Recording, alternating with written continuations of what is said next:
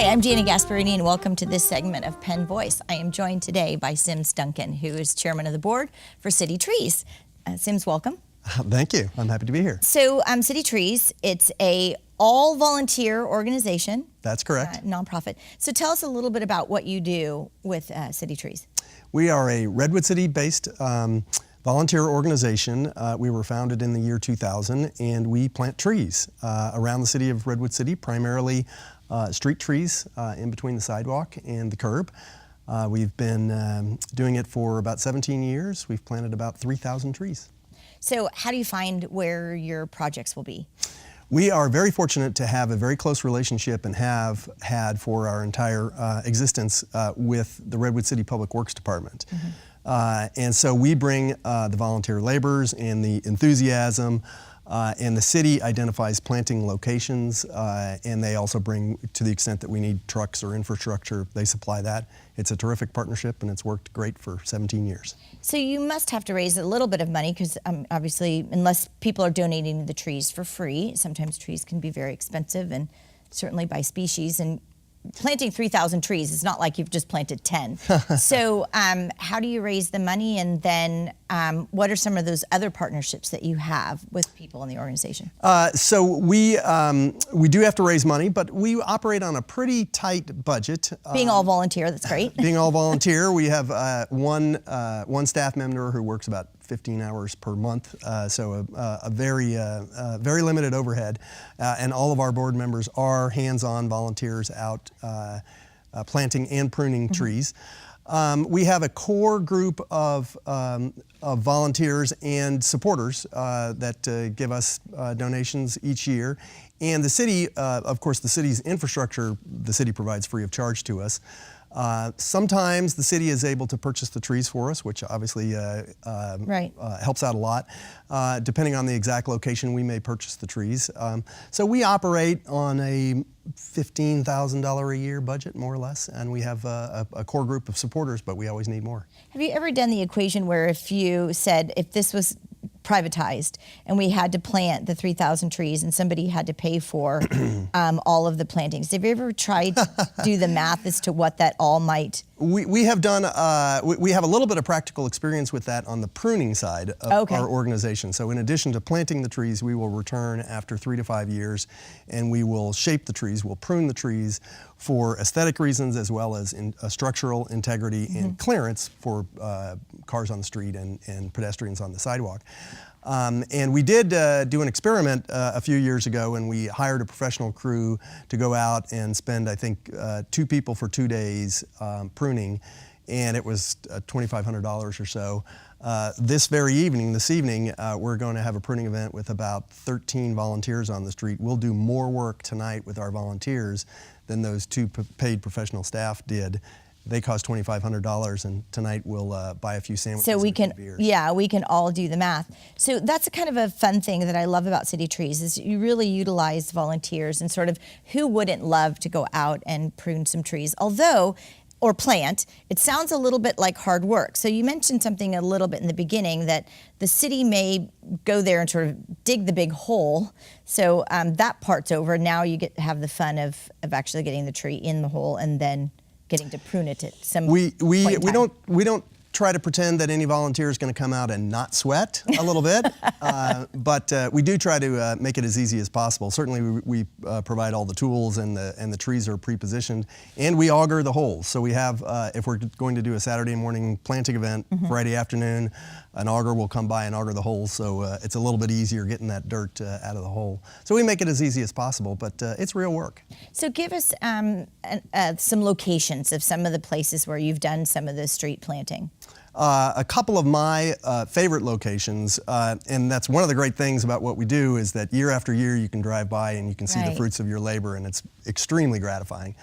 A couple of my favorite locations are on Hudson Street in Redwood City, between Jefferson and Roosevelt, about a 4 or 5 stretch of blocks there. There were basically no trees there when we planted about 5 years ago. We put about 90 trees in that stretch, and now, particularly in the springtime, those trees are just gorgeous. Right. Because it's a beautiful canopy. They're flowering. It's a flowering type of tree, and it's pink in the springtime. It's fantastic. Yeah. That's one. The other one that I really like is on Fernside Road, very close to Alameda.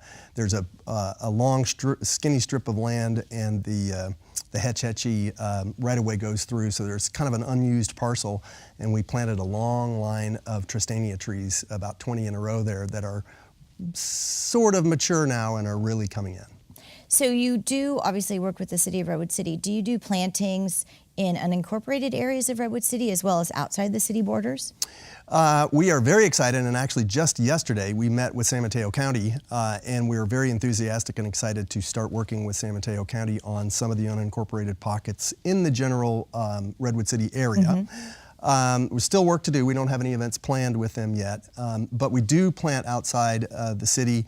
We have planted at the Port of Redwood City, which is a different jurisdiction, at Redwood City School District schools, which are, of course, have their own jurisdiction as well. And then we did at least 1 or 2 planting events at the County Juvenile Center. So we're excited about those things too. So again, you do like to recruit volunteers to help you with these planting events and these pruning events. So how might somebody find out about when they are and how they can volunteer? We do have a website, we do have a Facebook page, and we do our very best to keep our calendar up to date on there. Generally, we don't look out 12 months, we only look out about 2 or 3 months in advance, but we have a pruning event tonight. And then our next planting event, if I'm remembering correctly, will be about September 21st or so. But we'll have a calendar that provides. And I imagine once you volunteer, you sort of get on that proverbial list of when you announce the next one's coming. Once we have your name, you'll hear from us. So Redwood City just celebrated 150 years. Do you have anything special planned? Very special, and we're very excited about it. Of course, it's kind of obvious, but our goal for this year is to plant 150 trees in Redwood City, and we're more than 2/3 of the way there. In June, we finished our 104th new tree planting, so we're kind of on the downhill slope to finish this year 150 trees. So, and do you have the locations already picked for those 150 trees? Still sort of evolving. It's still evolving. We've got one coming up in Redwood Shores. That's our next one in September, and then we've got a few more to determine. So if there's just off topic a bit, but if there was a community that said, gosh, we would love to invite CityTrees to come in and look at us as a possible site, do you ever accept neighborhood requests? We do, and info@citytrees.org, which is our email address through the website. Residents can certainly do that. It helps for us to have planting sites clustered geographically nearby one another so that we can bring a team of volunteers and do a bunch of plantings without having to drive all over the place. Right. But if a resident or a neighborhood or a community can suggest a number of planting locations in a relatively tight spot, we are very happy to coordinate with the city to try to make that happen. And I love the idea that you are coordinating with the city in the sense that now you're ensuring that you're planting the right species, the right tree for that sidewalk, for whether it's trying to be canopy or whether it's flowering. I mean, all those kinds of things are ensuring that the trees that are being planted from this day forward are the ones that should be there. Because we all swear, at some point in time, that darn tree just broke up my sidewalk. One of the blessings and the curses of doing what we do is that you look much more carefully. You can't help yourself but look much more carefully at the trees as you drive and walk down the street. Right. So we do try to put, and our partners at Public Works, their mantra is the right tree for the right place. Right.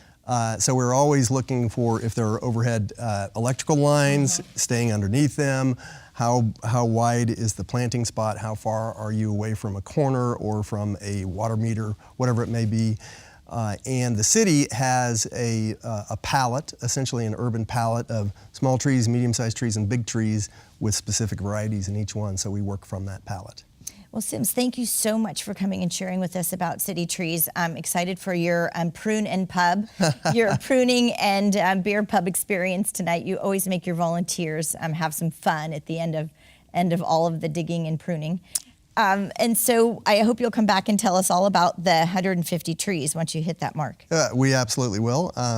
It's a lot of fun. I love what I do. We'd love to have any volunteers join us in the future. info@citytrees.org. Exactly. Thanks all of you for joining us on Penn Voice. We'll see you next time.